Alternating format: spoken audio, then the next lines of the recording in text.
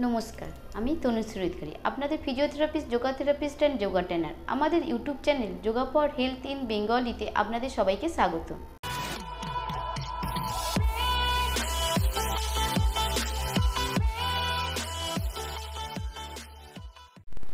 আজকে আমাদের বিষয় প্রাণায়াম।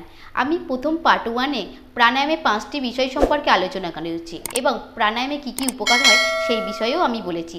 আজকে পার্ট 2-তে আমি আরও 5টি বিষয় সম্পর্কে প্রাণায়ামের বিষয় সম্পর্কে আলোচনা করব এবং আপনাদের বলবো প্রাণায়ামের কী কী উপকারিতা আছে এবং প্রাণায়াম করলে আমাদের কী কী উপকার হয়।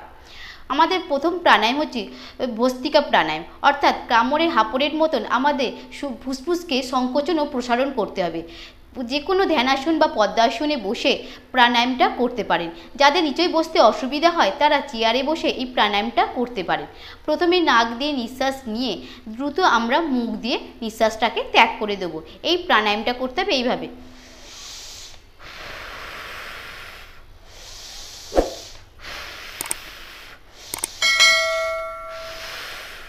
আমাদের দ্বিতীয় প্রাণায়াম কপালভাতি প্রাণায়াম, অর্থাৎ মুখ দিয়ে সজোরে আমরা দ্রুত বাতাসটাকে বের করে দেবো। যাদের হার্ট দুর্বল, যাদের ফুসফুসের সমস্যা রয়েছে এবং যাদের লো ব্লাড প্রেশার রয়েছে তারা এই প্রাণায়ামটা যতটা কম পরিমাণে করতে পারবেন ততটাই ভালো। বেশি পরিমাণে করলে অনেক রকমের সমস্যা হতে পারে। তাই আমার উপদেশ হচ্ছে যাদের ব্লাড প্রেশার কম আছে বা ফুসফুসের সমস্যা তারা না করাটাই ভালো এই প্রাণায়ামটা। তবু যাদের ইচ্ছা হবে এই প্রাণায়ামটা করা তারা অল্প পরিমাণে করবেন। এই প্রাণায়ামের নাম হচ্ছে কপালভাতি প্রাণায়াম, অর্থাৎ দ্রুত মুখ দিয়ে নিঃশ্বাস ত্যাগ করতে হবে। এই প্রাণায়ামটা যাদের স্বাভাবিক ফুসফুস বা যা ফুসফুসের কোনো সমস্যা নেই তারা 15 থেকে 20 বার করে তারপরে বিশ্রাম নেবেন। আর যাদের ব্লাড প্রেশার কম এবং ফুসফুসের সমস্যা রয়েছে, হার্ট দুর্বল রয়েছে, তারা এই প্রাণায়ামটা 5 থেকে 10 বার করে বন্ধ করে দেবেন। আমাদের তৃতীয় প্রাণায়াম হচ্ছে উড্ডীয়মান প্রাণায়াম, অর্থাৎ যে পরিমাণ আমরা নিঃশ্বাস নেব সেই কিছুটা পরিমাণ আমরা নিঃশ্বাস বন্ধ করে রেখে তা আস্তে আস্তে নিঃশ্বাসটা ছাড়বো এবং পেটটাকে ভেতরের দিকে টেনে নিয়ে যাব। এইভাবে প্রাণায়ামটা করতে হবে।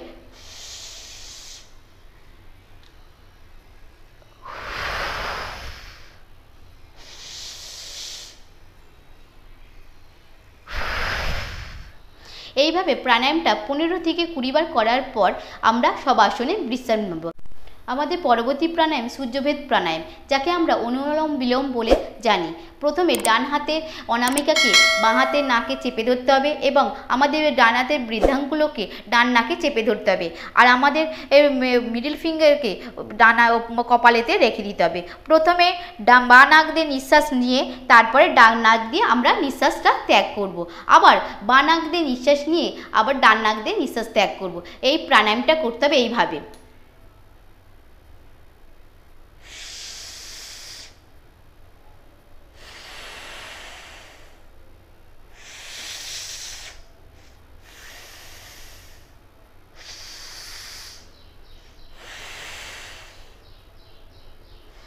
আমাদের পরবর্তী প্রাণায়াম কুম্ভক প্রাণায়াম, অর্থাৎ যে পরিমাণ আমরা নিঃশ্বাস নেব তার থেকে 4 গুণ পরিমাণ আমরা নিঃশ্বাসটাকে বন্ধ করে রাখবো এবং তার থেকে দ্বিগুণ পরিমাণে আমরা নিঃশ্বাসটাকে ত্যাগ করব। অর্থাৎ কুম্ভক, রেচক ও জলন্ধরের প্রক্রিয়ায় আমরা এই প্রাণায়ামটা করে থাকব। এই প্রাণায়ামটা করতে হবে এইভাবে।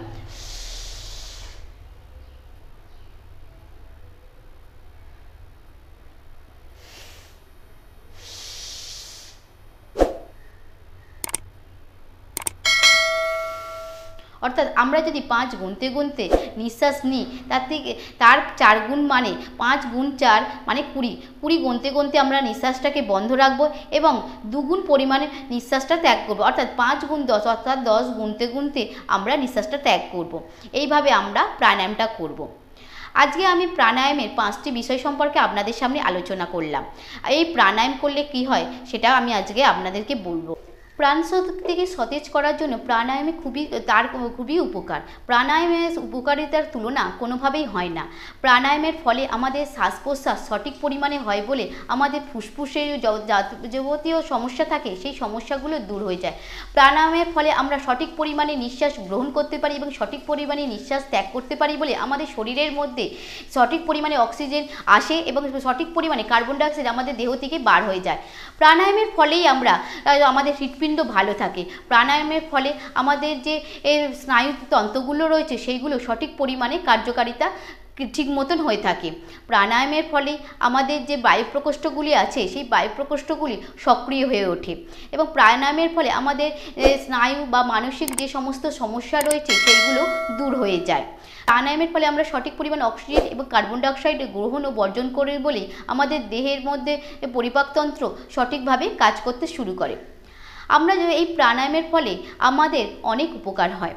আমরা যদি স্বাভাবিকভাবে নিঃশ্বাস প্রশ্বাস নিই তাতে আমাদের 500 মিলিলিটার বায়ু আমরা নিতে পারি এবং 500 মিলিলিটার বায়ু আমরা ত্যাগ করতে পারি। কিন্তু এই প্রাণায়ামের ফলে আমরা বেশি পরিমাণে অর্থাৎ 1500 মিলিলিটার পরিমাণ বায়ু আমাদের শরীরে প্রবেশ করাতে পারি এবং 1500 পরিমাণ কার্বন ডাইঅক্সাইড আমাদের শরীর থেকে বের করে দিতে পারি। তার ফলে আমাদের শরীরে বিভিন্ন পরিপাকতন্ত্র সঠিকভাবে সক্রিয় হয়ে ওঠে এবং আমাদের শরীরকে ভালো রাখতে সাহায্য করে। এই প্রাণায়ামের জন্যই আমরা ফুসফুসের সক্রিয় বজায় রাখে বলে ফুসফুস অনেক দিন ভালো থাকে এবং অনেক বয়সকাল পর্যন্ত আমাদের হার্টের কোনো সমস্যা হয় না। আজকের ভিডিও যদি আপনাদের ভালো লেগে থাকে তাহলে আমাদের ভিডিওটিকে লাইক কমেন্ট শেয়ার করতে ভুলবেন না। মনে রাখবেন আপনাদের একটা শেয়ারের মাধ্যমে আপনার দ্বারা আরও 5টা মানুষ উপকৃত হতে পারে। আপনারই হয়তো পরিচিত মানুষের জন্য মানুষই এই প্রাণায়ামের করে অনেক উপকার পাবে। তাই বন্ধুরা এই প্রাণায়ামের ভিডিওটাকে আপনারা শেয়ার করতে ভুলবেন না এবং অবশ্যই লাইক কমেন্ট করতে ভুলবেন না।